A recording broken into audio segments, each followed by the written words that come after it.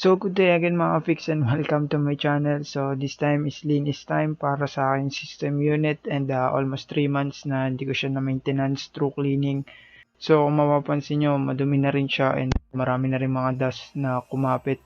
So let's check kung gaano rin siya karumi inside and syempre kung natuyo ba yung thermals niya after 3 months. So let's go!